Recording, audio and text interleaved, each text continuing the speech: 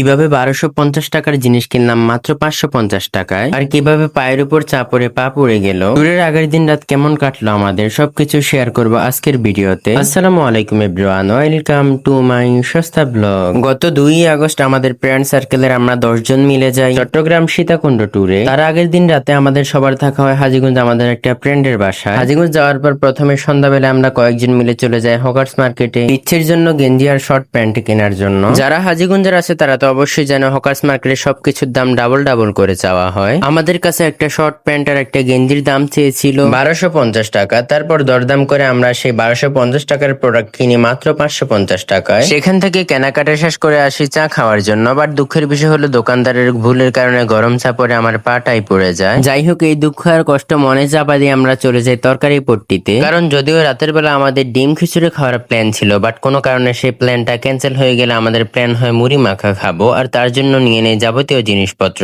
সবকিছু নেওয়া শেষে আমরা বাসায় ফিরে রাত 11টা বাজে মুড়ি মাখার কাজ শুরু করি। আর ফ্রেন্ড সার্কেলে সবসময় এইসব কাজ কাটাকাটি মাখামাখি সব আমাকেই করতে হয়। বলতে গেলে এসব কাজ করতে আমার নিজের কাছেও ভালো লাগে। গল্প করতে করতে সব কাজ শেষ হলে সব খাদক মিলে বসে পড়ে খাওয়ার জন্য। ওই যে কথায় আছে, কাজের বেলা কেউ নাই, খাবার বেলায় সবার আগে। আমার ফ্রেন্ড সার্কেলের সবগুলো পাপিষ্ঠ এমনই। তারপর আমরা রাতের অল্প সময় ঘুমিয়ে আর বাকি সময় গল্প করেই কাটিয়ে দেই। এভাবেই কাটে আমাদের ট্যুরের আগের দিন রাত। ইনশাল্লাহ খুব শীঘ্রই ট্যুরের বাকি পার্ট গুলো আপলোড দিব।